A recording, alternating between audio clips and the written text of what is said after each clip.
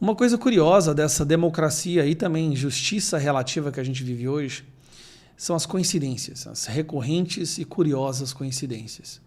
Na semana passada, a gente teve o caso da ABIN, onde a imprensa tentou criar uma narrativa de que a ABIN havia sido usado no governo Bolsonaro para monitorar autoridades através de um dispositivo israelense que conseguia a geolocalização dos celulares de ministros do STF, deputados e senadores.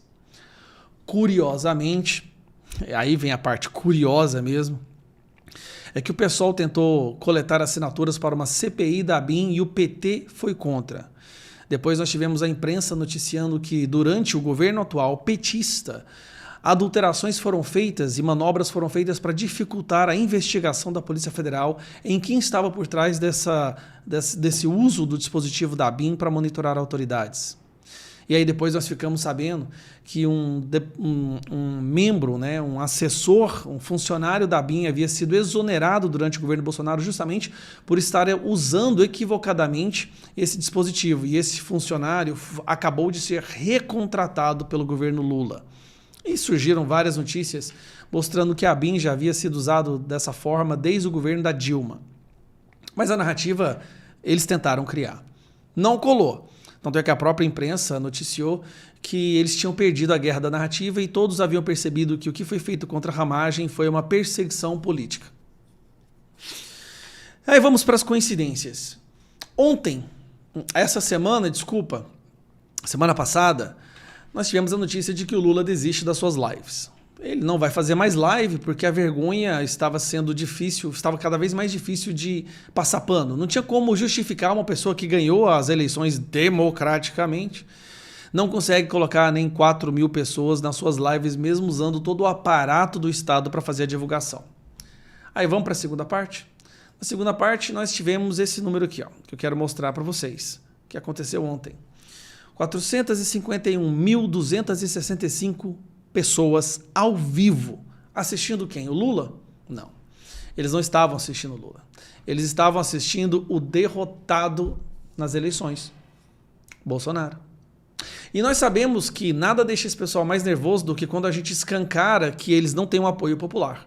Quando fica escancarado a falta de apoio, a falta de engajamento popular e que o povo está do lado do Bolsonaro, sempre vem uma reação tão forte quanto o apoio. E nós temos aqui mais uma notícia, né? Live do Bolsonaro e filho bate a audiência de Lula e ex-presidente ironiza o petista. A live brocha. Só na live de ontem, o Bolsonaro teve mais audiência do que todas as lives do Lula ao longo do primeiro ano de seu mandato. Todas as lives dele, ao longo do primeiro ano, a live do Bolsonaro teve mais audiência. Lula fez 22 lives, somando todas as pessoas que estavam ao vivo simultaneamente, não dá o número de pessoas que estavam assistindo o Bolsonaro ontem. E aí hoje, na segunda-feira, última semana antes do fim do recesso, o que acontece? Carlos Bolsonaro é alvo de operação da Polícia Federal. Curiosamente, essas 3 operações da Polícia Federal aconteceram no Rio de Janeiro.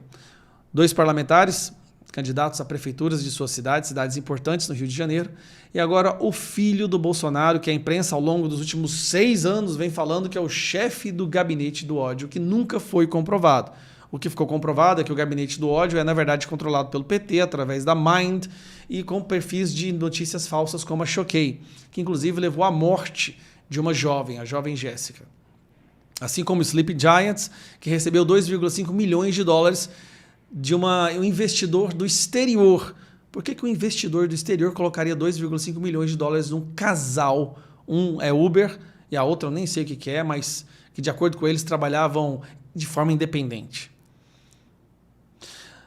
Nós temos visto nos últimos 10 dias 3 buscas e apreensões em apoiadores do presidente Bolsonaro. E o que se fala nos bastidores é que continuarão acontecendo ao longo das próximas semanas. E que todos os apoiadores do Bolsonaro, todas as pessoas que não se curvam para essa esquerda, que não se curvam para essa ditadura, serão perseguidas, receberão a Polícia Federal em suas casas de forma democrática. Democrática. Seguindo todo o processo legal. E terão suas reputações destruídas. Se fala-se que eles vão focar principalmente em alvos que estão em primeiro colocado nas suas disputas para prefeituras das suas respectivas cidades. O que aconteceu com o Brasil? Essa pergunta todo mundo sabe. Mas a resposta virou crime dar. Hoje é crime falar exatamente o que está acontecendo com o nosso país. Virou crime fazer lives bem-sucedidas, virou crime defender o que é certo. A justiça do Brasil foi sequestrada. O Estado brasileiro, a imprensa brasileira foi sequestrada. A pergunta que fica é: tem uma luz no fim desse túnel? Poderemos nós, parlamentares de direita, continuar trabalhando ativamente e sendo oposição, ou a oposição será completamente destruída, como é o caso que vem acontecendo num país vizinho, que é esse aqui? Porque o que está acontecendo no Brasil parece um espelho do que está acontecendo na Venezuela. A Venezuela ordena a prisão de jornalistas e opositores por suposta conspiração. Isso é exatamente o que está acontecendo. A Suprema Corte da Venezuela confirma a inabilitação de Maria Corina Machado por 15 anos. Exatamente o que fizeram com Bolsonaro. Esse é o futuro do Brasil? A gente vai continuar lutando. Eles querem que a gente fique calado. Eles querem que nós paremos de falar. Mas isso a gente não pode fazer. A gente não pode fazer porque eu não estou aqui por mim, os meus colegas parlamentares, nós não estamos aqui por nós estamos pelo Brasil. A gente sabe que o sacrifício vai ser grande. E eu acho que esse ano eles vão vir com toda a força da marreta. Mas a gente vai continuar lutando. Um abraço.